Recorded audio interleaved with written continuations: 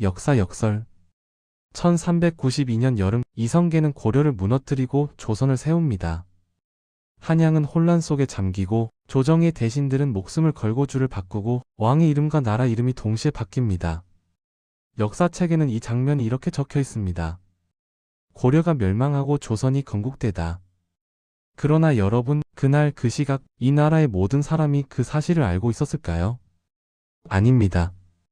바로 그 순간 서해의 어떤 섬에서는 여전히 고려왕 공양왕의 이름으로 제사가 지내지고 있었고, 남해의 작은 포구에서는 오늘 고기가 잘 잡힐까만을 걱정하며 배를 띄우고 있었습니다. 그들은 몰랐습니다.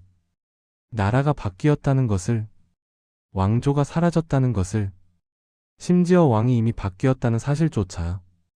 이것은 조선과 고려의 가장 기이한 현실, 한 나라에 서로 다른 시간이 존재했던 사회의 이야기입니다.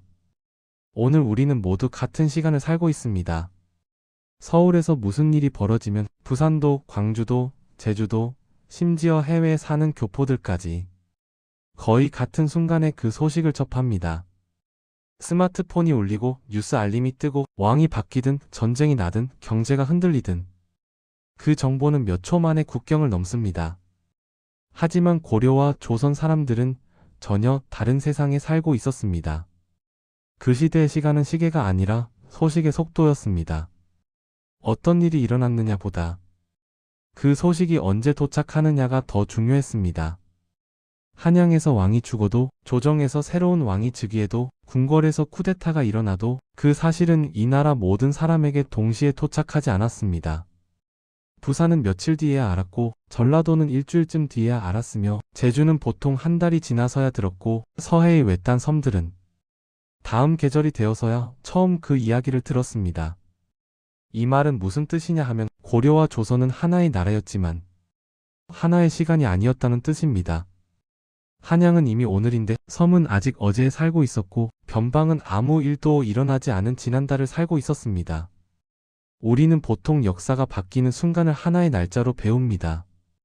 1392년 고려 멸망, 1592년 임진왜란 발발, 1623년 인조 반정. 하지만 그 날짜는 한양의 날짜였습니다. 그날 그 순간 나라 전체가 동시에 바뀐 적은 사실상 단 한 번도 없었습니다. 조선 왕조실록을 읽다 보면 이 시간의 어긋남이 여러 곳에서 드러납니다. 예를 들어 왕이 죽었을 때입니다. 서울에서는 궁궐에 종이 울리고 대신들은 곧바로 상복을 입고 국정은 장례 체제로 들어갑니다. 그런데 실록에는 이런 표현이 반복됩니다. 남쪽 여러 고을에서는 아직 그 사실을 알지 못하였다. 변방에서는 아직 상복을 갖추지 못하였다.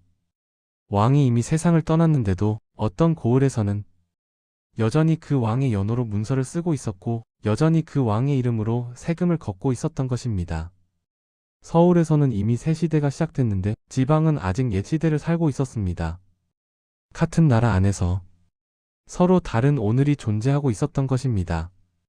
이런 일은 왕의 죽음에서만 벌어지지 않았습니다. 정변이나 반란이 일어났을 때도 마찬가지였습니다. 예를 들어 조선 중기의 큰 사건들, 중종반정, 인조반정 같은 정치 쿠데타는 한양에서는 하루 만에 왕이 바뀌는 사건이었습니다. 그러나 지방에서는 왕이 바뀌었다는 사실보다 먼저 뭔가 큰일이 났다더라는 소문이 먼저 도착했습니다.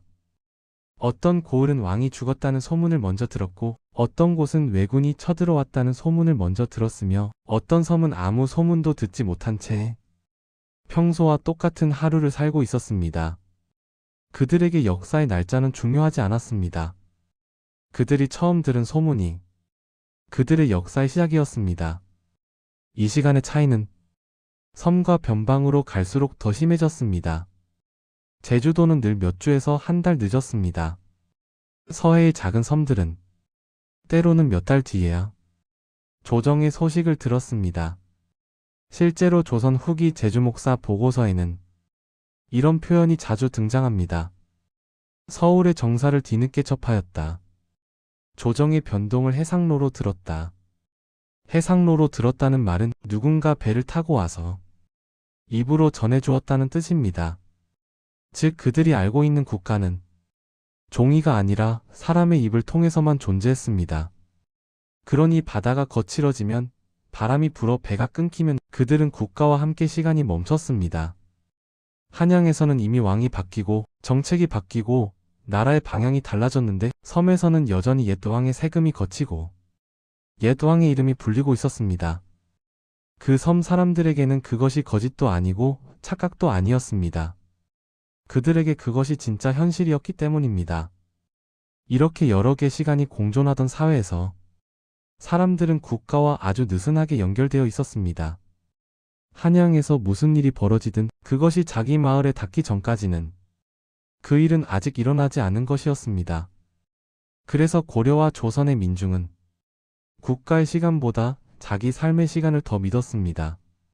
왕이 바뀌어도 노는 그대로였고, 전쟁이 나도 오늘의 밥은 지어야 했고, 정변이 일어나도 아이들은 울고 배는 고팠습니다. 그들에게 역사는 갑자기 몰려오는 폭풍이 아니라 아주 늦게 들려오는 소문이었습니다.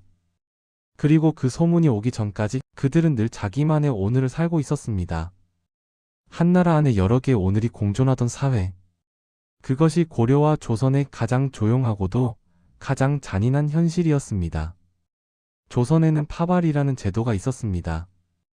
오늘로 치면 국가가 운영하는 가장 빠른 공식 뉴스망이었습니다. 급한 문서를 말에 싣고 역참에서 역참으로 말을 갈아타며 낮밤을 가리지 않고 달렸습니다. 서울에서 전라도까지, 서울에서 경상도까지 정변이 일어나거나 전쟁이 터지면 이 파발이 먼저 출발했습니다. 조정이 바뀌면 왕의 교지가 파발에 실렸고, 전쟁이 나면 동원령이 파발로 날아갔습니다. 그러나 이 모든 체계에는 아주 분명한 전제가 하나 있었습니다. 육지. 파발은 길이 있는 곳만 달릴 수 있었습니다. 말이 달릴 수 있는 길, 역참이 설치된 땅, 관청이 연결된 공간. 섬은 그 체계 바깥에 있었습니다. 흑산도, 비금도, 자은도, 소청도, 마도, 연평도, 백령도, 전라도 앞바다의 수십 개 작은 섬들, 충청 남부와 항해도의 수많은 도서. 이곳에는 역참이 없었고 말도 없었고 파발도 오지 않았습니다. 이 섬들의 소식은 오직 배를 타고 와야만 들을 수 있었습니다. 바다가 잔잔해야 오고 바람이 맞아야 오고 누군가 굳이 와야만 왔습니다. 겨울이 되면 바다는 거칠어졌고 파도가 높아지면 배는 끊겼습니다. 그 순간부터 섬은 국가와 단절된 공간이 되었습니다. 한양에서 왕이 죽어도, 정변이 일어나도, 전쟁이 터져도 섬은 아무것도 모른 채 자기만의 계절을 살고 있었습니다. 실제로 조선 후기의 섬 관련 기록을 보면 이 단절이 얼마나 심각했는지 알 수 있습니다. 흑산도에 유배 갔던 정약용은 자신의 글에서 이런 표현을 남깁니다. 바다를 건너지 못하면 세상과도 끊어진다. 그에게 섬은 지리적 고립이 아니라 시간적 고립이었습니다. 그가 서울에서 알던 소식들은 흑산도에서는 모두 과거의 일이 되었고, 섬에서 벌어지는 일들은 서울에 가면 이미 오래전의 이야기가 되었습니다. 섬은 항상 늦게 도착하는 세계였습니다. 조선의 관리들조차 섬을 완전히 통제하지 못했습니다. 세금은 배가 오지 않으면 걷지 못했고, 군역은 배가 오지 않으면 징발할 수 없었고, 법은 배가 오지 않으면 전달되지 않았습니다. 그래서 실록과 비변사 등록에는 이런 문장이 반복됩니다. 도서지역은 통제가 미치지 않는다. 섬의 백성들이 법령을 알지 못한다. 그 말은 그들이 게으르거나 무식해서가 아니라 그들이 알 수 없었기 때문입니다. 국가의 시간표가 그곳까지 도달하지 못했기 때문입니다. 섬 사람들에게 국가는 늘 바다 건너에 있었습니다. 세금을 거들어 오는 배, 군관이 타고 오는 배, 관리의 공문이 실린 배. 그 배가 오지 않으면 국가는 존재하지 않는 것이었습니다. 그들은 왕을 직접 본 적도 없고, 왕의 목소리를 들은 적도 없었고, 왕의 얼굴이 찍힌 어진조차 본 적이 없었. 그들이 아는 왕은 배를 타고 온 관리의 입에서 나온 이야기 속 인물이었습니다. 그러니 왕이 바뀌어도 그들은 바로 알 수 없었습니다. 그들에게 왕은 신문 속 사진이 아니라 소문 속 이름이었기 때문입니다. 이렇게 조선의 섬들은 하나의 나라 안에 있으면서도 사실상 다른 시간대에 살고 있었습니다. 한양의 조선은 정치로 움직였지만 섬의 조선은 바람과 파도로 움직였습니다. 한양의 시간은 파발의 속도였고 섬의 시간은 배가 뜰 수 있느냐의 문제였습니다. 그래서 섬 사람들에게 역사는 갑자기 오지 않았습니다. 역사는 아주 늦게, 때로는 너무 늦게 바다를 건너왔습니다. 그 사이 그들은 여전히 고기를 잡고 조개를 캐고 그물을 말리고 아이를 키우며 자기만의 하루를 살고 있었습니다. 그들이 살았던 것은 왕의 시간도 국가의 시간도 아닌 섬의 시간이었습니다.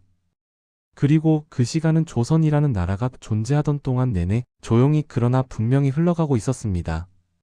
1392년 여름 고려는 무너지고 조선이 시작됩니다. 우리는 이 사건을 아주 선명한 한 줄로 기억합니다. 이성계, 고려를 무너뜨리고 조선을 세우다. 역사책 속에서 이 사건은 날짜도 분명하고 주인공도 분명하고 결과도 명확합니다. 하지만 그날 이 땅에 살고 있던 모든 사람들이 정말로 그 사실을 알고 있었을까요? 아닙니다. 한양에서는 왕이 바뀌고 조정이 뒤집히고 관리들이 줄을 갈아타고 사람들이 밤새워 살아남기 위해 움직이고 있을 때 서해의 수많은 섬들과 남해의 외딴 포구와 전라도의 깊은 어촌에서는 아무 일도 일어나지 않았습니다. 그들은 그날도 바다로 나가고 그날도 그물을 손질하고 그날도 아이를 돌보고 그날도 밥을 지어 먹었습니다. 그들에게 고려는 무너지지 않았습니다. 그날 그 순간까지는 말입니다. 조선 왕조실록에는 이 믿기 어려운 현실이 짧지만 분명하게 기록되어 있습니다. 섬의 백성들이 새 조의 성립을 한참 뒤에 알았다.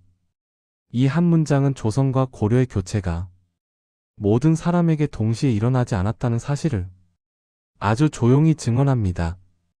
한양에서는 이미 조선 원년이 시작되었는데 어떤 섬에서는 여전히 고려의 해가 계속되고 있었습니다. 왕조는 바뀌었지만 그들의 시간은 바뀌지 않았습니다. 조선이 시작된 뒤 공식 문서에서는 모두 조선 태조의 연호를 사용했지만 섬과 변방의 일부 문서에는 여전히 공양왕의 이름이 남아 있었다고 기록됩니다. 그들은 고의로 저항한 것이 아니었습니다. 반란을 꿈꾼 것도 아니었습니다. 그들은 그저 아직 아무것도 몰랐던 것입니다. 국가의 시간은 이미 다음 페이지로 넘어갔는데 그들의 세계에는 아직 이전 장이 열려 있었습니다. 한 섬 어부를 상상해 보시죠. 그는 평생을 바다에서 살았습니다. 그에게 중요한 것은 왕의 이름이 아니라 바람의 방향이었고 정치의 소식이 아니라 조수간만이었습니다. 그날도 그는 아침에 일어나 바다를 보고 오늘은 나갈 수 있겠다고 판단하고 배를 띄웠을 것입니다. 그가 그물을 던질 때 한양에서는 고려라는 나라가 역사 속으로 사라지고 있었습니다. 그러나 그 어부에게 그 순간은 아무 의미도 없는 평범한 아침이었습니다. 그가 돌아와 고기를 팔고 아이에게 밥을 먹이고 하루를 마쳤을 때 그는 여전히 고려의 백성이었습니다.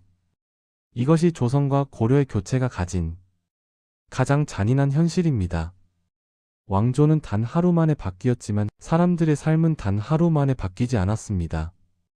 정권은 순식간에 넘어갔지만 바다는 그대로였고 계절은 그대로였고 그물과 배와 가족은 그대로였습니다.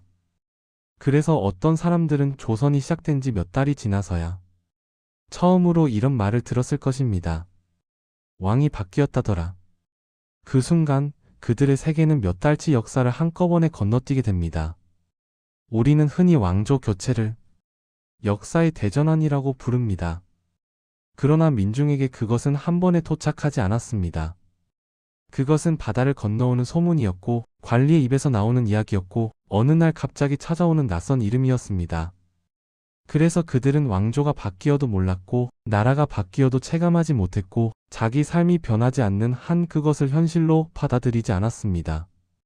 그들이 살고 있던 것은 국가의 시간이 아니라 자기 삶의 시간이었기 때문입니다. 그리고 바로 그 시간 속에서 고려는 아주 늦게 아주 조용하게 그들의 세계에서 사라졌습니다. 조선은 그렇게 바다를 건너 느리게 시작되었습니다. 1592년 4월 14일 부산포 앞바다에 검은 돛을 단 일본 전함들이 나타납니다. 그날 동래성은 무너졌고 부산은 불타올랐고 조선은 순식간에 전쟁 속으로 들어갑니다. 우리는 이 장면을 잘 알고 있습니다. 교과서에도 드라마에도 영화에도 등장하는 바로 그 시작입니다. 그러나 그날 조선의 모든 사람들이 전쟁 속으로 들어간 것은 아니었습니다. 서해의 많은 섬들, 남해의 외딴 포구들, 전라도 앞바다의 작은 마을들에서는 그날도 평소와 똑같은 아침이 시작되고 있었습니다. 어부들은 바다를 보고 아내들은 미역을 말리고 아이들은 모래사장에서 놀고 있었습니다. 그들은 몰랐습니다. 지금 이 나라가 이미 불타고 있다는 사실을. 조선 왕조실록과 선조실록에는 이믿기 어려운 장면이 남아 있습니다. 섬의 백성들은 왜적이 바닷가에 오기 전까지 난리인 줄 알지 못하였다. 전쟁이 시작된 날과 그들이 전쟁을 알게 된 날은 같지 않았습니다. 부산이 무너질 때도, 동네가 함락될 때도, 한양이 술렁일 때도 섬은 아무것도 몰랐습니다. 그들에게 전쟁은 소식이 아니라 풍경으로 찾아왔습니다. 어느 날 갑자기 수평선 위에 낯선 배들이 나타났고 연기가 치솟았고 마을이 불타기 시작했을 때 그제야 그들은 깨달았습니다. 아, 나라에 큰일이 났구나. 상상해 보시죠. 전라도 앞바다의 작은 섬. 어느 어부는 그날도 평소처럼 새벽에 배를 띄웁니다. 그가 그물을 내릴 때 부산에서는 이미 사람들이 죽고 있었고 동네에서는 성이 불타고 있었고 조선의 군대는 무너지고 있었습니다. 그러나 바다 위에 그는 그 사실을 전혀 몰랐습니다. 그에게 그날은 전쟁의 첫날이 아니라 어제와 똑같은 하루였습니다. 이것이 조선의 전쟁이 가진 가장 잔인한 단면입니다. 전쟁은 모두에게 동시에 오지 않았습니다. 어떤 곳에는 폭풍처럼 왔고 어떤 곳에는 아무 소리도 없이 다가왔습니다. 그래서 어떤 사람들은 이미 몇 주째 난리 속에 있었고 어떤 사람들은 아직도 평화 속에서 살고 있었습니다. 국가는 불타고 있었지만 그들의 시간은 아직 불타지 않았던 것입니다. 임진왜란 당시 조정은 필사적으로 파발을 보내고 경문을 뿌리고 군사를 소집하려 했습니다. 그러나 바다는 국가의 명령을 듣지 않았습니다. 파도가 높으면 배는 못 뜨고 바람이 거세면 소식은 끊겼습니다. 그래서 어떤 섬은 왜군이 상륙하기 직전까지도 아무 소식을 듣지 못했습니다. 그들은 전쟁의 시작이 아니라 전쟁의 도착으로 역사를 경험했습니다. 우리는 임진왜란을 하나의 전쟁으로 기억합니다. 그러나 민중에게 그것은 각자 다른 날에 시작된 서로 다른 전쟁이었습니다. 부산 사람들의 전쟁, 전라도 사람들의 전쟁, 섬 사람들의 전쟁은 모두 시작 날짜가 달랐습니다. 이것이 한 나라 안에 여러 개의 시간이 존재하던 사회가 전쟁을 맞이하는 방식이었습니다. 그리고 그 느린 시간 속에서 수많은 사람들이 전쟁이 오기 전까지 그저 평소처럼 살고 있었습니다. 그것이 그들의 죄도 아니었고 무지도 아니었습니다. 그것이 그들이 살던 세계의 구조였습니다. 우리는 흔히 생각합니다. 조선이나 고려처럼 통신도, 전기도, 교통도 없던 시대라면 그럴 수 있었겠지. 하지만 이런 일은 근대에도 존재했습니다. 1950년 6월 25일 새벽, 북한군이 38선을 넘어 남하합니다. 서울은 며칠 만에 함락되고 한반도 전체가 전쟁 속으로 빠져들었습니다. 신문은 난리를 쳤고 라디오는 연일 비상 방송을 내보냈고 도시는 혼란으로 뒤덮였습니다. 그러나 같은 시각 이 나라의 모든 사람들이 전쟁 속에 있었던 것은 아니었습니다. 전남과 경남의 외딴 섬들, 제주의 바깥 마을들, 전화도, 라디오도, 전기도 없는 곳에서는 그날도 평소와 같은 하루가 시작되고 있었습니다.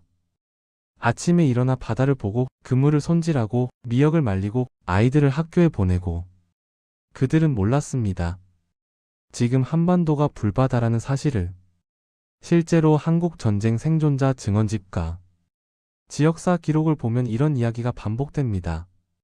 군인들이 배를 타고 와서야 전쟁이 났다는 걸 알았다. 라디오가 없어서 몇 달 동안 아무것도 몰랐다.